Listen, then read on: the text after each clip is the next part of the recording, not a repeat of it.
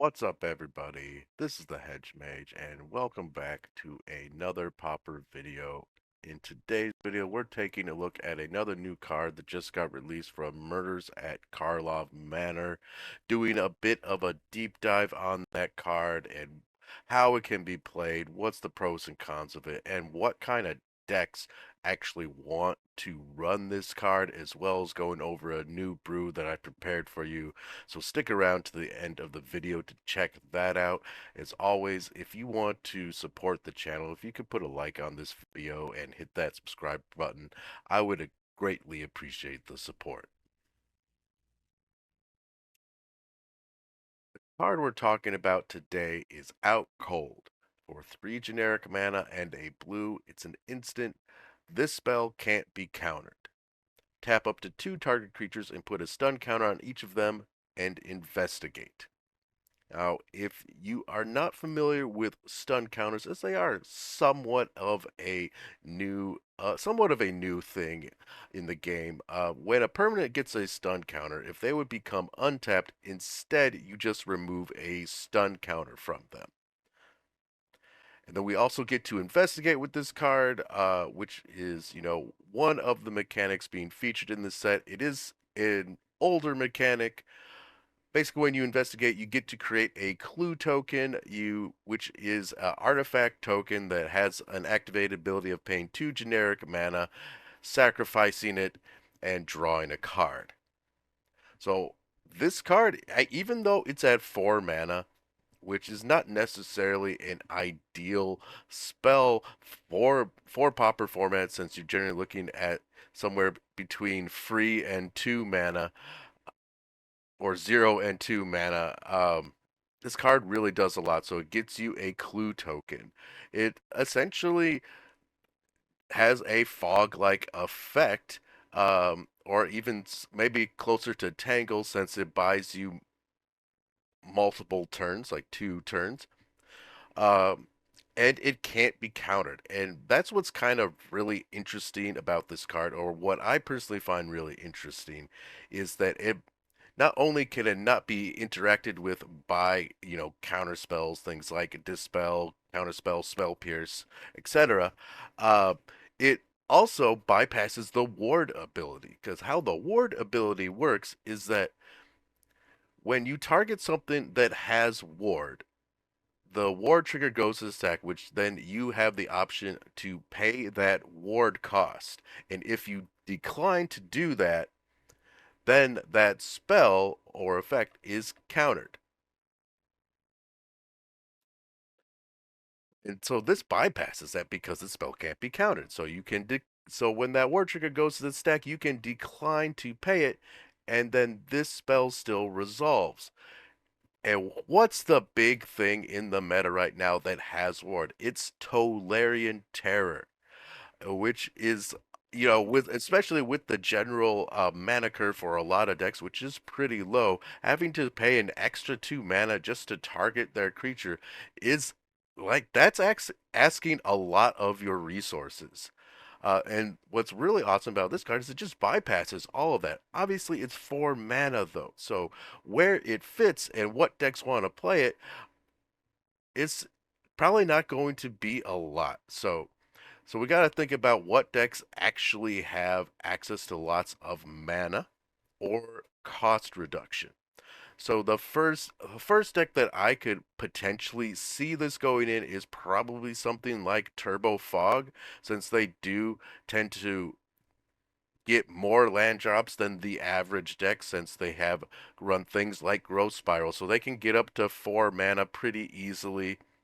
Not to mention, it is somewhat of a fog effect, which that's obviously what that deck does. However, with the cards that Turbo Fog already has access to, I don't necessarily see them playing this card, though it would be somewhat of an interesting one to experiment with. However, that list is already so tight, I don't know if I would drop anything, maybe even for 1 or 2 copies of this card.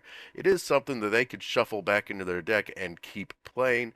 Uh, a a the decks that I think really want to run this though, our decks that run Archaeomancer, being something like Jeskai Ephemerate, since they can basically ephemerate this, bring back out cold, upkeep, next upkeep, ephemerate goes off from exile, they bring ephemerate back, and they just basically can just lock you out for the rest of the game, which is probably pretty good, honestly, until they can find, their lightning bolts or something and just kind of steamroll you for the rest of the game.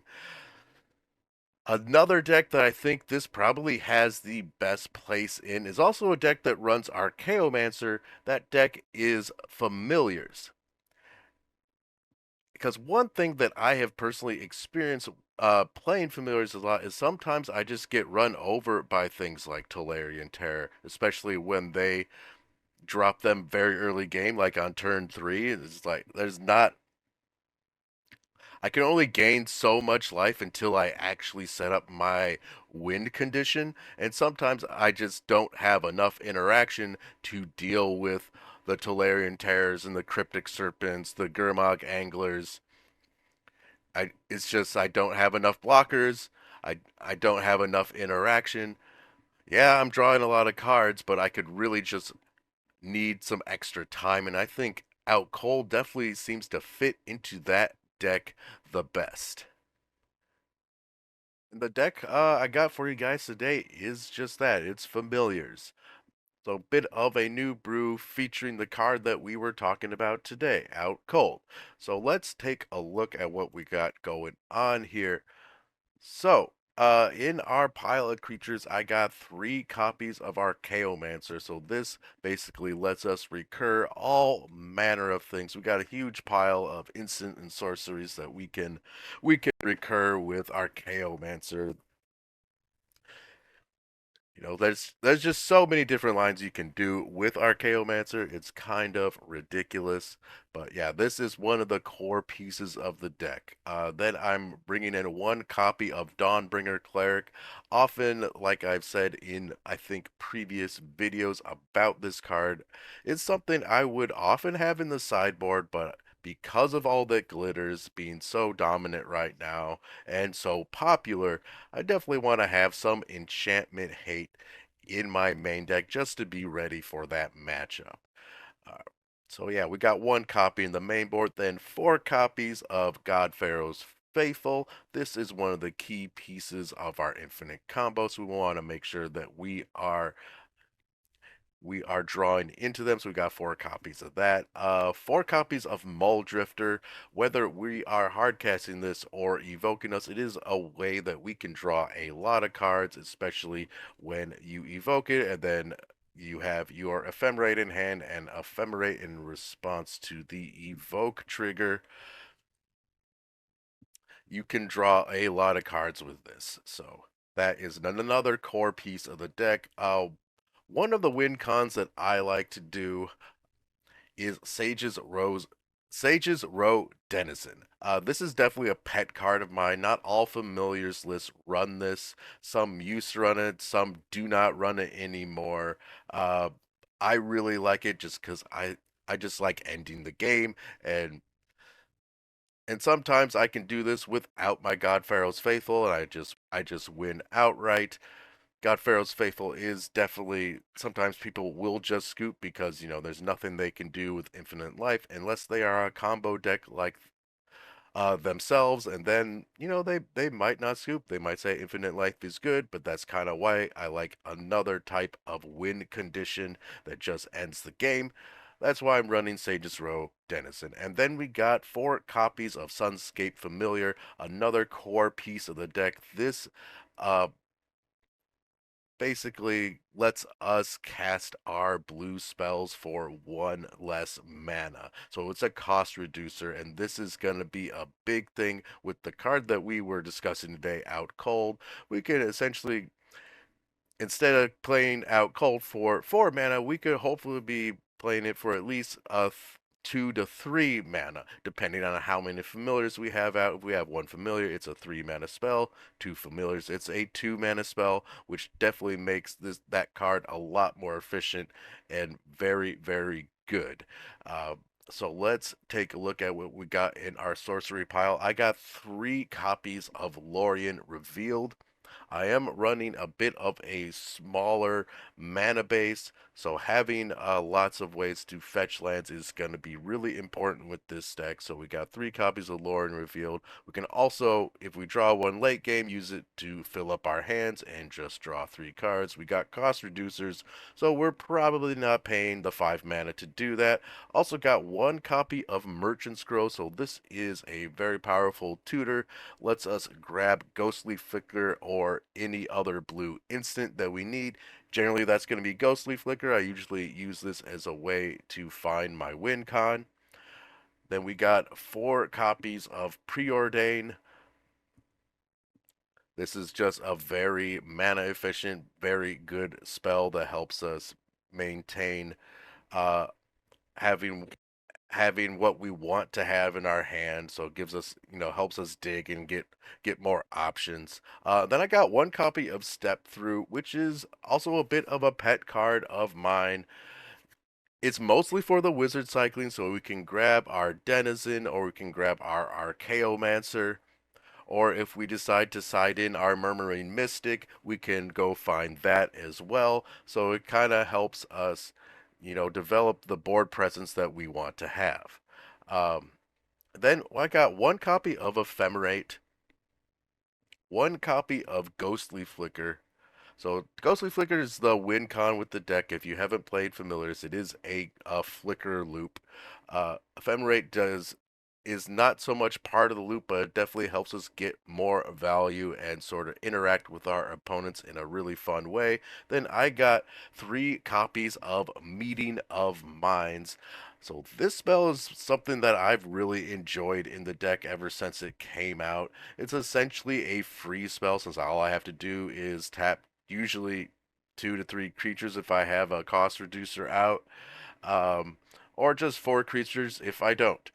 So it definitely it's a pretty fun spell. It's also something I pick up a lot with Archaeomancer just to help me draw more cards and find my win condition or find cards that I need for whatever situation is presenting themselves on the battlefield. Then we're running 1 copy of Out Cold in the main deck because I don't necessarily see us wanting to run a lot on game one. It's something I probably want to have more of as I'm responding to what my opponent's playing. But this is definitely just the one of is kind of a card that we can play and help buy us some time. Then I got 1 copy of Prismatic Strands and 2 copies of Prohibit, and another. I mean, this deck is full of pet cards for me. Another copy of Rewind, which I've been playing in Familiars for a little bit. I really like it. It makes it really fun, especially when you go into a snap, into a rewind, and then you play Meeting of Minds and other thing and hold up counter spells and all this stuff. You just do so much on your opponent's turn. It can be a really good time just tapping and untapping your lands. It's super fun times.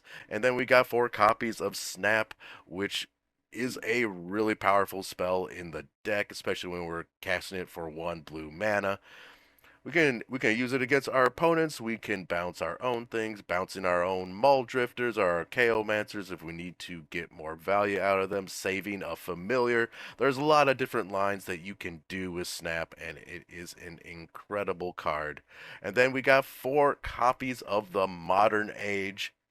So essentially this card helps us dig, also gives us a blocker if that's what we need, or a card or a creature that we can use to cast the Convoke side of Meeting of Minds. So this is definitely a really good card for the deck. Has been ever since it came out, and I really, really enjoy playing 4 copies of the Modern Age in the deck. I have seen some lists that do not, though I'm definitely on the side that does.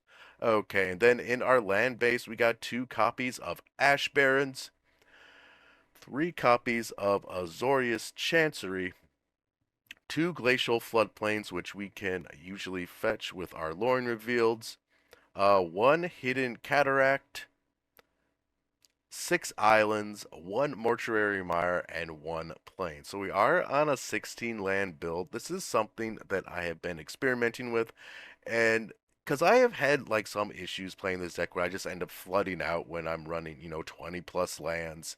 So I decided to go down to 16. We may work it up to more of a 17, 18 at some point, or possibly just dropping Hidden Cataract for a 7th island. We'll have to see. I have to do some more testing on where exactly I want the mana base to be. Right now, I think it has been seemingly pretty consistent at 16 lands, so I'm going to keep it with that for now until I get more data. But yeah, so 16 lands. And then in our sideboard, we got 1 copy of Destroy Evil, 2 Dust to Dust, another copy of Ghostly Flicker. This is something that we're going to want to be bringing in against anyone who has Graveyard Hate, because if we lose our 1 Ghostly Flicker, we're going to want to have another. So that's what we're going to be bringing in if we know they're going to be running Graveyard Hate. So usually in game 2, I'll bring in Ghostly Flicker. Or a second copy. Dust to Dust is obviously against Affinity. Destroy Evil hits a lot of different things. They're running big creatures, they're running enchantments, all the glitters, etc. Then we got 4 copies of Hydroblast to play against the red decks. 1 copy of Murmuring Mystic. If we're against an aggro matchup, we're definitely going to want to bring in Murmuring Mystic so we can have a bunch of chump blockers. And then 3 more copies of Out Cold. This is what I will probably be bringing in against anyone running Tolarian Terror, as there's basically nothing they can do except bounce their own creatures. So this is going to be, I think, a pretty fun thing to bring in against them. Obviously, it's the whole reason we brewed this list, because we want to try out this new card. So there you go. And then 2 more copies of Prismatic Strands to kind of fight against Burn or other more aggressive matchups. And then 1 copy of Steel Sabotage.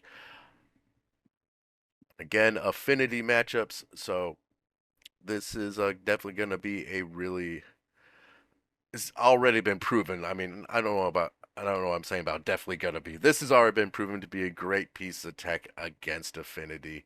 So yeah, and there you go. There's the deck list, guys. As always, there's a link in the description if you want to check it out further, mess around with it yourself, and let me know what you guys think. What do you think about Out Cold? Do you think it's something you want to try? Something you're interested in playing at all? Do you think it's absolute jank? Are you gonna run it in familiars? Are you go or are you thinking of running it someplace else? I would love to hear your thoughts about the card. But that's gonna do it for me today, guys. I'm gonna get out of here. I hope you guys are doing very well, and I will see you all next time.